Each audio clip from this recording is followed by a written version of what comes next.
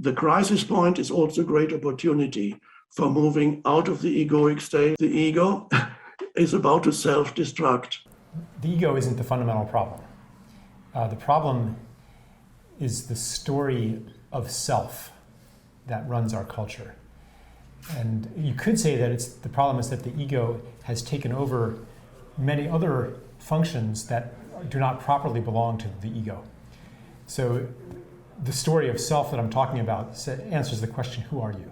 And it says you are a separate individual among other separate individuals competing to survive in a world of other, in a world of forces and masses bouncing around according to mathematical laws, and therefore your well-being comes through dominating and controlling the competitors and the impersonal forces outside of you.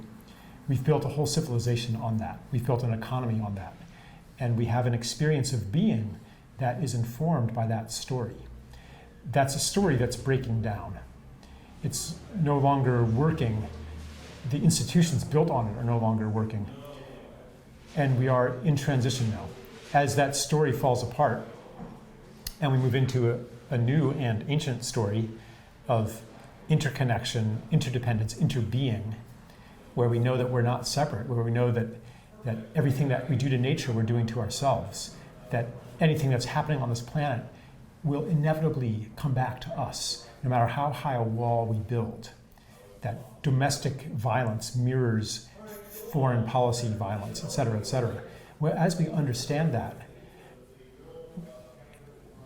and build new institutions on that understanding, the whole world will change. So we are in a revolution on every level. Not only are we seeing the old institutions fail us and begin to disintegrate, but also our understanding of who we are, that's disintegrating too.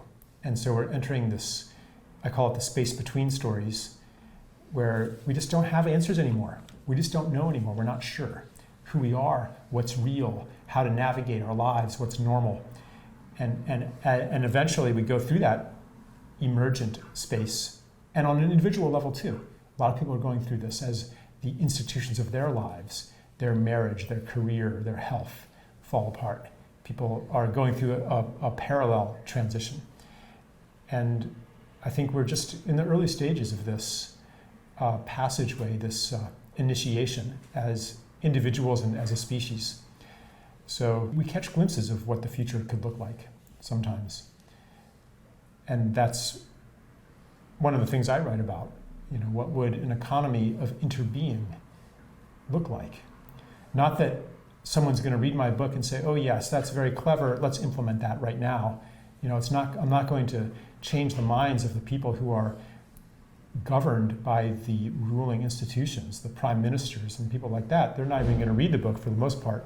Or if they do, it'll be like their alter ego, in their time off. But as far as what they can do in their positions of power, no way. Yes. But still, like I and many, many other people who are doing the things that we call alternative and holistic and so forth, we're kind of planting seeds that will germinate in the detritus of the breakdown that is underway. We need a new renaissance, something for the heart and the mind. We need to be talking to each other